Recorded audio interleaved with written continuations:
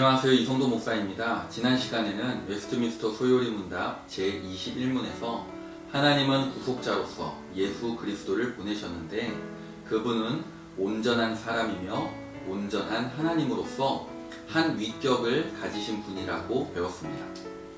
여기에 의문이 들 수 있습니다. 하나님은 신이시고 인간은 피조물인데 이것이 가능할까? 하나님의 작정에 따라 구속자가 필요하다는 것은 알겠는데 꼭 그분이 하나님이셔야 했고 그 하나님이 또 사람이 되셔야만 했을까 등 말이죠.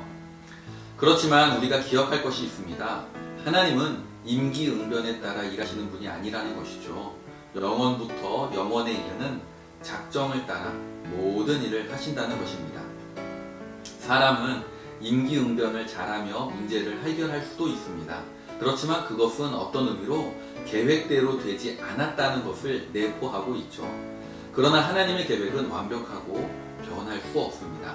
따라서 참 하나님이시며 참 사람으로서 구속자가 필요하다면 그 이유도 분명하다는 것입니다. 회사에서 사람을 한 명 채용할 때도 다양한 조건을 따집니다. 즉, 구속자가 필요하다고 아무나 그 역할을 할 수 있는 것이 아니죠. 당연히 구속자가 갖추어야 할 조건이 있어야 합니다. 그리고 구속자의 중요성이 클수록 구속자의 조건 또한 엄격하고 완벽해야 합니다. 그러면 웨스트민스터 소요리 문답은 어떻게 묻고 답하고 있을까요? 웨스트민스터 소요리 문답 제22문을 제가 읽어보겠습니다. 질문은요, 하나님의 아들이신 그리스도께서는 어떻게 사람이 되셨습니까? 답은 하나님의 아들이신 그리스도께서는 참 몸과 이성적인 영혼을 취하셔서 성령의 능력으로 동정녀 마리아에게 잉태되어 탄생하심으로 사람이 되셨습니다. 그러나 죄는 없으십니다.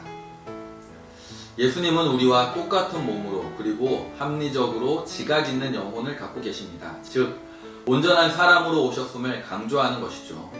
초대교회 시대에 삼위일체 하나님을 부인하는 이단들이 생겨나자 이들에 대항하여 진리를 보호하기 위해 성경의 핵심을 정리한 신앙 고백문이 주후 2세기경 만들어졌습니다. 가장 오래된 교리라 할 수 있는 이것이 사도신경 혹은 사도신조입니다. 그 후에도 예수님이 온전한 하나님이고 온전한 사람이라는 진리는 계속 논쟁이 되었습니다. 그래서 니케아 신조, 콘스탄티노플 신조, 아타나시우스 신조와 칼케톤 신조 등 계속되는 공의회를 통해 확정하고 또 재확인을 거듭했습니다.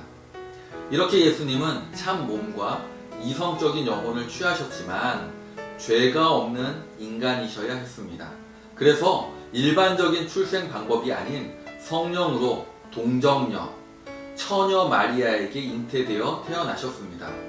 이로써 예수님은 아담의 원죄의 유전에서 벗어나 죄가 없는 마음과 본성으로 탄생할 수 있었습니다.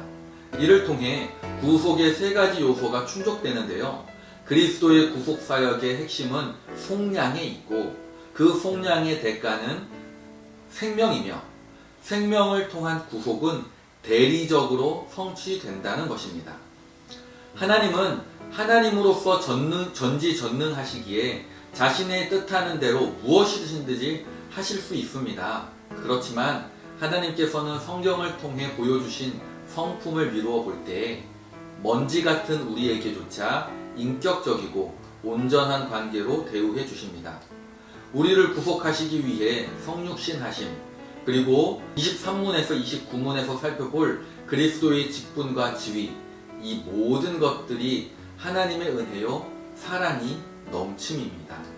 우리의 행복은 바로 그 은혜로 비롯된 것이고 그 사랑으로 인해 보장되는 것입니다. 그러면 다음 시간 제23문으로 뵙겠습니다.